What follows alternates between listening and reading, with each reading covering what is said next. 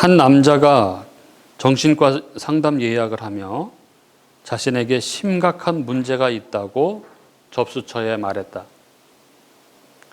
며칠 뒤에 남자는 아늑하고 군더더기 없이 깔끔한 진료실에 앉아 의사를 조심스럽게 바라보았다. 의사는 환자의 눈을 보고 고개를 끄덕이며 계속 말하라고 신호를 보냈다. 선생님, 무엇인가 잘못되었어요. 남자가 불쑥 내뱉었다. 무엇이 잘못되었나요? 추가 정보를 얻기 위해 의사가 질문했다. 슈퍼마켓에 갈 때마다 개 사료에 끌려요. 개 사료가 있는 곳에만 가면 마음이 편해요. 사실 저는 개 사료 먹는 것을 좋아해요. 의사는 자세를 고쳐 앉고는 문제를 좀 더 알아보기 시작했다. 이 일로 고민한 지 얼마나 되셨습니까? 의사가 차분하게 질문했다. 그러자 남자가 대답했다. 제가 강아지였을 때부터요. 참으로 엉망진창이죠. 이런 거를 개판이라고. 이 이야기는 도서출판 디모데에서 2017년에 출판된 토니 에반스 목사님의 십자가 그 놀라운 능력이라는 책에 소개된 이야기입니다. 이처럼 자신을 어떻게 인식하느냐에 따라 우리의 그 삶의 모습 또 추구하는 것이 달라지는 것이죠.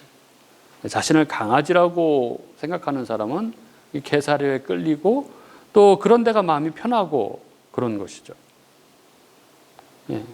우리의 정체성이 우리의 행동, 우리의 습관, 우리의 사고방식을 좌우합니다. 그래서 자기 정체성을 분명히 하지 못하면 스스로 굉장히 혼란스러워하고 그래서 행동도 이상한 행동을 하고 그렇게 하는 것이죠. 우리가 계속해서 복음을 나누고 있습니다. 복음은 간략하게 한 구절로 이야기하라면 우리가 예수 그리스도의 대속적 죽음을 믿음으로 우리가 의롭다 하심을 얻어 구원에 이르는 것 이렇게 말할 수 있습니다. 그래서 지금 복음의 이 전개도 그렇게 전개되고 있는 거죠. 제일 먼저 예수 그리스도의 십자가와 부활 그리고 믿음 그것을 믿음으로 그래서 우리가 참된 구원을 얻는 참된 믿음이 무엇인가 지난번까지 했고 그리고 이제 오늘부터 그 믿음으로 말미암아 의롭다 하심을 얻는 즉 칭의와 구원에 대해서 우리가 진행을 하려고 합니다. 칭의, 그러니까 의롭다 칭하여진다. 이 칭의 이게 얼마나 큰 은혜입니까? 하나님 앞에서 우리가 이렇게 의롭다고 인정되고 취급되어지는 것 이건 정말 상상할 수도 없는 일입니다. 이것보다 놀라운 기적은 없고 정말 복 중의 복이 바로 이것이죠. 그런데 이상하게도 많은 사람들이 이게 나는 의인이다 이런 정체성을 제대로 확립하지 못하고 있는 것 같습니다. 그래서 이 의인된 정체성보다는 내가 어떻게 의인이야 이렇게 생각을 합니다. 복음을 그렇게 이야기를 해도 아무 값없이 은혜로 선물로 오직 믿음으로 의롭다 하심을 얻는 것이 복음이다. 그 복음이 우리에게 임했다. 아무리 이야기를 해도 자기 자신을 보면서 나 같은 게 뭘, 내가 이런데 뭘 이렇게 생각하는 거죠. 그러면서 믿음으로 의롭게 된 이 의인된 정체성을 전혀 인식하지 못합니다. 그래서 이단들, 신천지, 여호와의 증인, 하나님의 교회, 이런 이단들이 그렇게 질문하죠. 당신은 의인입니까? 죄인입니까? 교회 다닌다고 해도 딱 그렇게 묻습니다. 당신은 그럼 의인입니까? 죄인입니까? 이렇게 물으면 대부분의 사람들이 그냥 머뭇머뭇하다가 죄인이죠, 그런다는 거예요. 겸손도 아닌 거죠, 이거는. 그러면 그들은 이제 요한일서 이런 거를 탁 들이대면서 죄인은 용서받지 못한 사람이다. 그럼 용서받고 구원받는 방법이 있다. 이걸 가르쳐 주겠다. 그러면서 무료 성경 공부를 시켜주겠다. 그러면서 복음방으로 데려가는 것이죠. 예수를 믿는다고 하면서도 예수를 믿어 의롭다함을 얻는 이 그리스도인의 이 의인됨의 정체성이 없는 것입니다. 우리가 신앙인이라면 자기가 죄인이라는 의식이 어떻게 없겠습니까? 우리가 말도 안 되는 정말 구제불능인 죄인이었음을 초저히 느끼는 게 정상이죠. 그러나 믿음으로 말미암아 의롭게 되어졌다는 것은 그런 우리가, 그런 말도 안 되는 우리가 하나님의 은혜로 이제 용서함을 받고 제사함을 받고 이제 하나님 앞에 설 수 있는 그런 의롭다 하심을 얻은 존재가 됐다는 것인데, 우리에게 이런 의인, 우리의 이 정체성에 대한 인식이 너무나 약한 것입니다. 우리가 예수 그리스도를 믿음으로 말미암아 의롭다함을 얻었다는 것, 이게 바로 그리스도인의 모든 복의 근간이고, 이게 모든 것을, 그리스도인의 모든 것을 설명해내는 기초인데, 이렇게 의에 대해서, 의인됨에 대해서 모르니까 사람들이 그냥 자기 상태, 자기 감정에 따라서 이것들이 다 믿음이 흔들려 버리는 것입니다. 오늘 우리가 이 의롭다함, 칭의, 이것이 무엇인지 살펴보려고 합니다. 이걸 잘 살펴서 우리 모두가 이 복음에 대한 확고한 그런 지식을 갖는 그런 시간이 되었으면 좋겠습니다. 여러분, 믿음으로 말미암아 의롭다함을 얻는다는 게 뭡니까?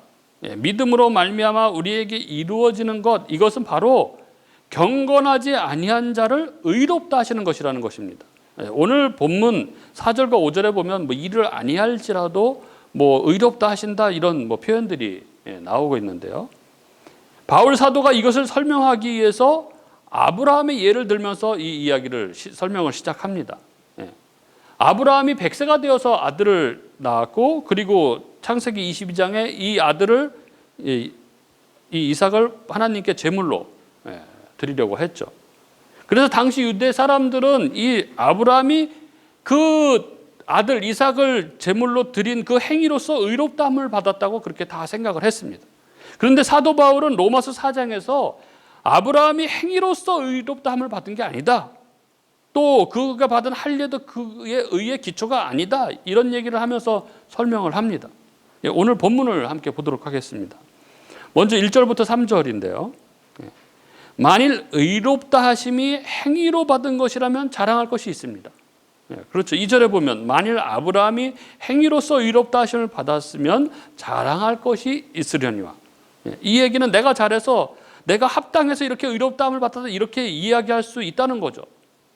그러나 행위로서 의롭다함을 받을 수 있는 존재는 아무도 없습니다. 또 아브라함도 그런 게 아니죠. 아브라함도 그 행위, 이삭을 제물로 드리는 그 행위 이전에 믿음으로 말미암아 의로 여겨진 바 되었다고 말하고 있습니다.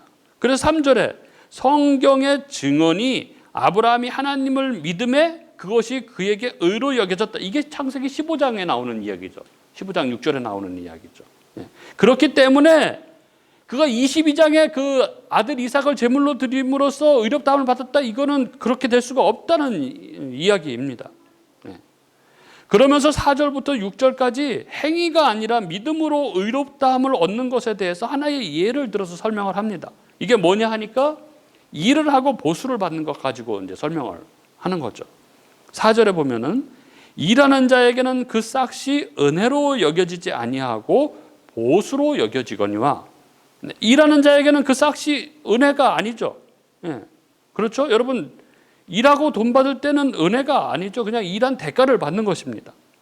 그래서 일하고 돈 받을 때는 당연한 것을, 받아야 될 것을 받는 것이죠. 그래서 받을 때 사실 고맙다 이런 얘기도 할 필요가 없는 거예요. 빨리 안 주면 빨리 주세요, 이렇게 이야기를 이렇게 다그치면서 받을 수 있는 거죠. 일하는 자에게는 그게 싹시 은혜가 아니라 보수입니다. 그런데 일을 안 했는데 돈을 주면은 이건 은혜죠. 이건 고개를 푹 숙이고 두 손으로 받아야 되는 것입니다. 감사합니다, 고맙습니다 하면서 받아야 되는 것이죠. 그런데 바로 의롭다 하는 것도 마찬가지라는 것입니다. 5절에 보면 우리가 의를 이루어서 의롭다함을 얻는 것이 아니라 경건하지 아니한 자를 의롭다 하시는 거라는 거죠. 그래서 일했을 때는 행위로서 의롭다 하심을 받는 거고 자랑할 수가 있는 거죠. 그런데 은혜일 때는 믿음으로 의롭다 하심을 얻는 거고, 이때는 감사할 수밖에 없는 거죠. 이건 너무나 분명한 사실입니다. 이것을 일하는 비유를 통해서 설명을 하고 있는 것입니다. 그리고 이어서 일한 것이 없이 하나님께 의로 여기심을 받은 사람의 복에 대해서 7절 8절에 다윗의 시편을 인용하면서 이야기를 하죠. 7절에 불법이 사함을 받고 죄가 가려짐을 받은 사람은 복이 있고, 자기가 잘해서가 아니라 불법을 행하고 또 죄를 짓는 사람입니다. 그런데 이게 사함을 받고 가려짐을 받은 사람, 이런 사람이 복이 있는 거죠. 복은 이런 게 복인 것이죠. 그리고 8절에 주께서 그 죄를 인정하지 아니하실 사람, 그러니까 죄가 없는 사람이 아니죠. 그 죄가 없다가 아니라 죄가 있는데 그 죄를 인정하지 아니하는 사람은 복이 있도다. 이게 경건하지 않은 자, 곧 일하지 않은 자가 그 싹을 받는 것이고, 이게 의롭다함을 얻는 것이다. 그러니까 이게 얼마나 큰 복이냐, 바로 믿음으로 말미암아 의롭다함을 얻는다는 것이 바로 이것이다, 이렇게 이야기를 하는 것입니다. 그러므로 믿음으로 말미암아 의롭다 되어진다는 것은 이 죄인, 즉 경건하지 않은 자를 의인이라고 하나님께서 여기시는 것입니다. 하나님께서 의롭다고 하시는 것은 우리가 하나님의 의를 소유했음을 의미하는 것이죠. 여러분, 하나님은 의로우신 분이십니다. 하나님이 의로우신 분이시기 때문에 한 점 흠이 있는 사람이나 의가 조금이라도 부족한 사람이거나 그 의가 조금이라도 훼손된 사람은 절대 하나님 앞에 설 수가 없습니다. 하나님 앞에는 하나님과 방불한 의를 가진 사람만 하나님 앞에 설 수 있습니다. 그렇기 때문에 하나님께 나아간다, 하나님께 나아갈 수 있는 자격을 얻었다, 이게 무슨 얘기냐 하면 그가 하나님의 의에 방불한 그런 의를 가졌다, 즉 하나님의 의를 가졌다는 것을 의미하는 것이죠. 어떻게 그가 하나님의 의를 가지게 되었습니까? 여러분, 여기 4장에서 아주 이게 반복돼서 쓰이는 단어가 있습니다. 그게 뭐냐 하니까 여기셨다 하는 거예요. 여기신다, 이 표현. 이 표현이 오늘 1절부터 11절까지 8번 나옵니다. 3절에 나오고 4절에 2번 나오고 5절, 6절, 9절, 10절, 11절 8번 반복해서 나옵니다. 여기 이 여기신다, 이 헬라어로 로기조마이, 이게 세다, 계산하다, 뭐 여기다, 이런 이 표현인데, 이런 뜻인데, 이 여기신다라는 이 표현이 상업적 개념의 단어입니다. 상업적 개념으로 쓰이는 단어인 거죠. 이게 뭔 얘기냐 하면, 그러니까 하나님의 심판장부, 그러니까 거기 우리 계정에 우리 것이 아닌 것을 기입한다는 의미인 것이죠. 우리 게 아닌데 우리의 그 심판의 회계장부의 그 대변에, 이 차변 대변 이게 있지 않습니까? 그 대변에 어떤 게 기입된 거예요. 어마어마한 금액이 기입된 거예요. 1만 달란트, 막 수십조가 기입이 된 거예요. 그래서 여기셨다는 것은 우리 것이 아닌데 우리 것으로 간주되어서, 즉 우리 장부에 올라가서 우리 것으로 삼아주신 것, 이게 바로 여겨주셨다, 이런 의미입니다. 이렇게 우리 게 아닌데 우리 장부에 기입된 의가 있다는 것입니다. 그게 여기신다는 것이죠. 우리는 그 의를 얻을 만한 아무런 행위도 하지 않았습니다. 못했습니다. 뿐만이 아니죠. 죄만 잔뜩 짓고 살았죠. 죄만 가득합니다. 그런데 우리 장부에 기입된 우리 것으로 간주된 의가 있다는 것입니다.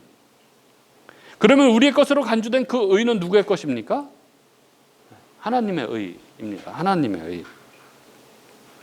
우리가 율법을 지켜서 얻은 의가 아니라 하나님의 의입니다. 그런데 이 하나님의 의가 어떻게 우리에게 오게 되었습니까? 그 의가 어떻게 우리의 소유가 될 수 있었습니까? 그 의는 예수 그리스도를 통해서 온 것이죠. 정확히 말하면 예수 그리스도의 의를 우리가 가진 것입니다. 전에 저희가 설명드린 적이 있는데요. 우리가 믿음으로 그리스도와 연합하면 서로 주고받는 게 있는 거죠. 우리는 예수님께 우리의 죄를 드리고, 예수님은 우리에게 예수님의 의를 주십니다.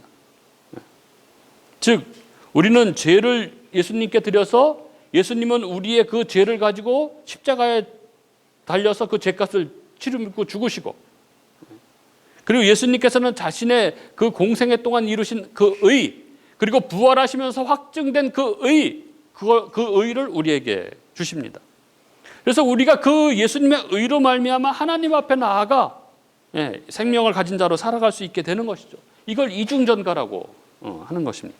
예, 우리가 믿을 때 우리가 예수 그리스도와 연합함으로 말미암아 예수님의 의, 이것이 우리의 것이 된 것입니다.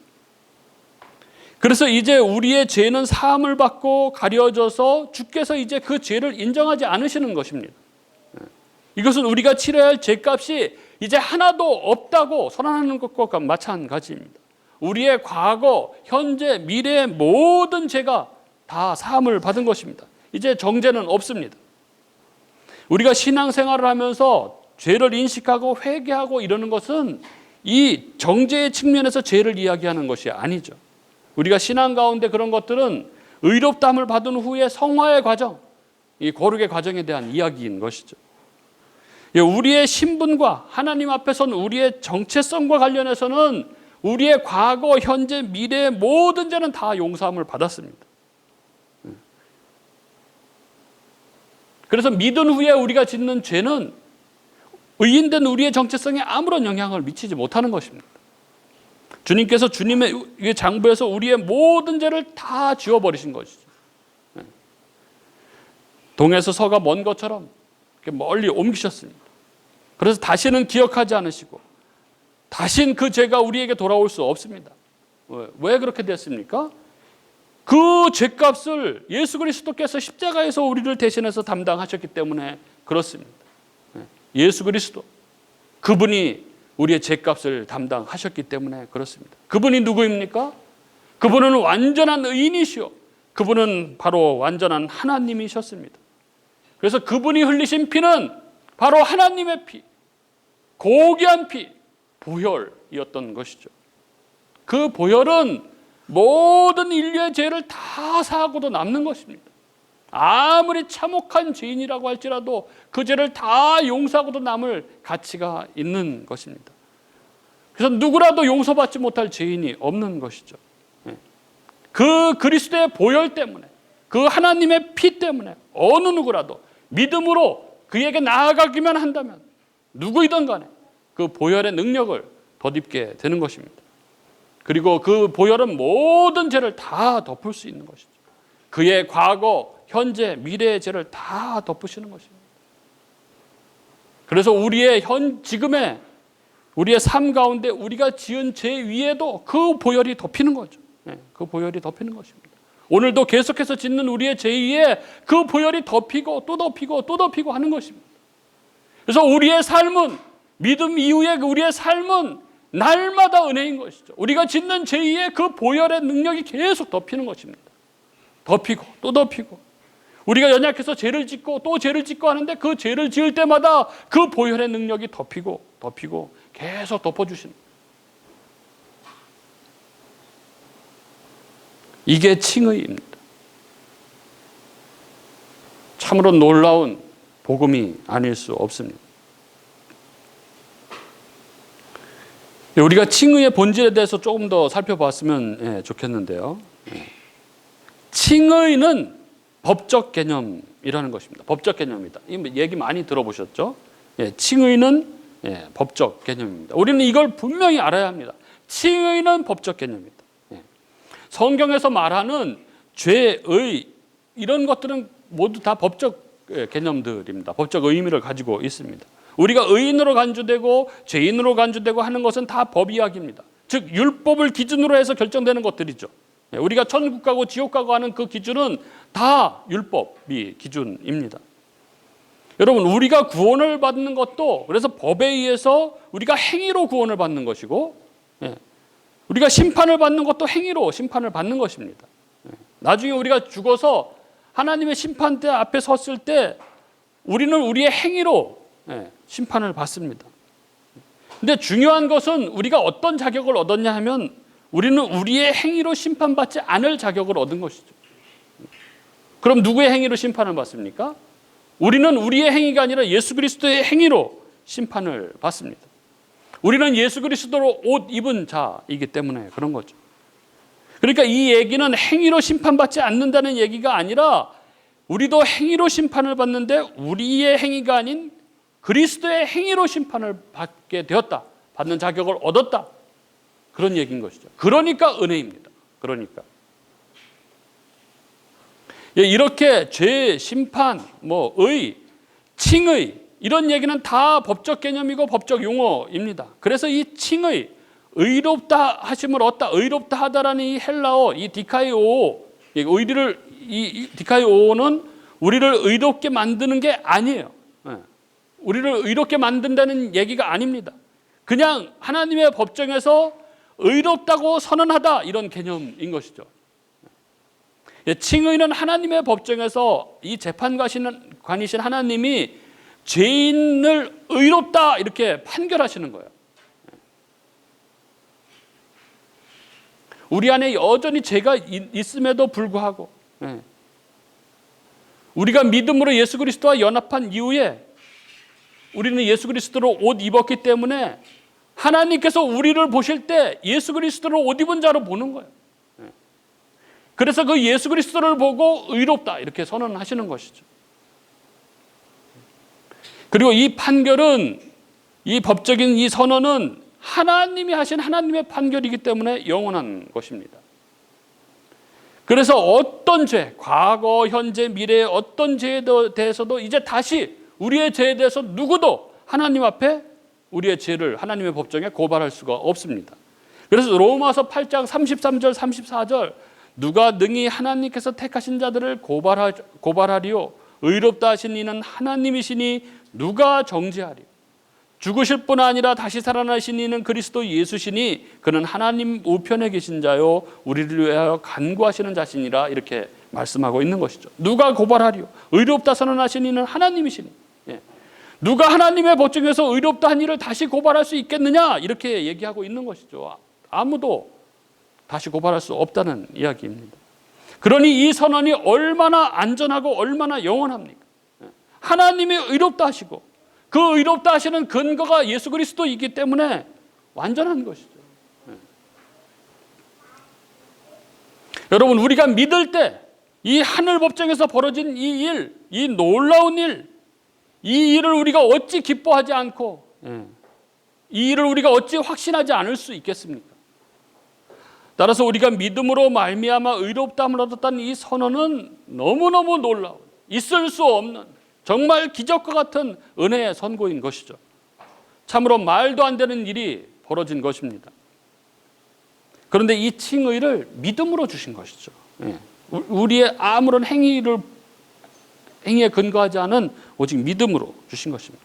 하나님께서 우리에게 복을 주시고자 그 경륜을 믿음이라는 방편을 통해서 하셨습니다. 그래서 믿음은 칭의의 근거가 아니라 칭의의 수단, 방편, 통로라고 그랬습니다. 그래서 믿음은 아무것도 할 수 없는 자의 유일한 행위다 이렇게 이야기를 하는 것입니다. 그러므로 이제 우리가 실제로 변화되어질 때 그것을 의로 간주하신다는 이런 논리들을 경계해야만 합니다. 이게 로마 카톨릭의 주장이죠. 그리고 이것 때문에 종교개혁이 일어난 것입니다. 로마 카톨릭은 처음에는 은혜로 시작하지만 자기 의로 완전하게 되어서 구원에 이른다고 그렇게 설명을 합니다. 은혜와 의의 주입에 의해서 우리 안에 의가 시작되지만 그 의의 완성은 우리의 행위로 되어진다는 것이죠. 그게 카톨릭의 교리입니다. 그러나 이것은 결국 따져보면 결국 그건 율법주의하고 똑같은 이야기인 거죠. 자기가 의를 이루는 것입니다. 자기가. 만약에 의로움이 우리의 실제적인 변화, 우리를 의롭다 하시는 이 칭의가 우리의 실제적인 변화, 우리의 실제적 선함에 근거한 것이라면은 우리는 우리 안에 있는 이 죄 누구한테 없습니까? 다 있죠. 누구도 의롭다함을 받을 자가 이 땅에 이 세상 인간 가운데는 아무도 없을 것입니다. 또 우리 속에 계속되는 이 죄성을 우리가 다 알잖아요. 그러니까 누구도 신앙생활을 하는 사람 중에서 이 평안을 누리며 살아가는 사람이 있을 수가 없는 것이죠. 그러나 우리가 믿을 때 하나님의 법정에서 이미 죄인인 우리를 의롭다 이렇게 선언하셨다는 것을 믿어야 합니다. 이게 칭의입니다. 이걸 확신하지 못하는 사람은 자기 의에 기반한 구원과 신앙생활을 추구하게 되는 것입니다. 이 복음을 알지 못하는 사람은 다 자기 의에 기반한 신앙생활을 합니다. 내가 뭘 이렇게 해서 하나님께 이쁘게 보여야지, 내 이런 것들이 결국 나를 구원하게 하는 걸 거야, 이렇게 생각을 하는 것이죠. 그래서 개혁신학자 존 머레이가 이 부분을 아주 명쾌하게 이렇게 설명을 했습니다. 중생이란 우리 안에 일어나는 하나님의 행위이고, 칭의란 우리를 향한 심판과 관계가 있다. 이 차이는 마치 외과 의사의 역할과 판사의 역할의 차이와 같다. 안에 있는 암을 제거할 때 외과 의사는 우리 속 안에서 무슨 일인가 하지만 판사가 하는 일은 다르다. 그는 우리의 사법적 상태에 관해 판결을 내릴 뿐이다. 복음의 순수성은 바로 이 차이를 제대로 인식할 때 잘 유지된다. 만일 칭의를 중생이나 혹은 성화와 혼동한다면 복음이 변질되는 것은 시간 문제일 것이다, 이렇게 이야기합니다. 많은 사람들이 이 부분에서 복음을 상실하고 맙니다. 오직 믿음으로 의롭다함을 얻는다는 이 이신칭의 진리는 너무나 놀라운 하나님의 이 복음의 진리, 은혜입니다. 은혜로 값없이 받는, 그렇게 자랑할 수 없는 하나님의 선물입니다. 절대로 하나님 앞에 의롭다함을 얻을 수 없는 존재가 이제 하나님 앞에서 완전한 예수 그리스도의 의를 소유해서 의롭다함을 얻게 된 것입니다. 우리의 의로움은 예수 그리스도의 그 완전하신 의로우심에 기초한 것이고, 우리를 의롭다고 선언하신 분은 하나님이시기 때문에 이 선언은 완전하고 안전하고 영원한 것입니다. 이 선언은 절대 취소되거나 변개되지 않는 것이죠. 따라서 우리는 이 부분에 관한 한 사단의 참소에 절대 넘어가서는 안 됩니다. 하나님과의 관계를 깨트리려고 하는 사단의 참소에 절대 흔들려서는 안 됩니다. 사단이 하나님 안에 있는 우리 이 하나님과의 우리 믿는 자의 관계를 절대 끊지는 못하지만, 사단은 그러나 우리의 믿음, 하나님 안에 있는 우리의 믿음, 우리가 완전히 의롭게 되었다는 이 믿음을 의심하게 할 수 있는 것이죠. 아주 틈만 나면 파고듭니다. 우리가 실수할 때마다, 우리가 넘어질 때마다, 거봐, 너는 아니잖아, 너는 믿는 사람 아니잖아, 네가 무슨 믿는 사람이야, 네가 어떻게 천국을 가, 계속 참소하는 것이죠.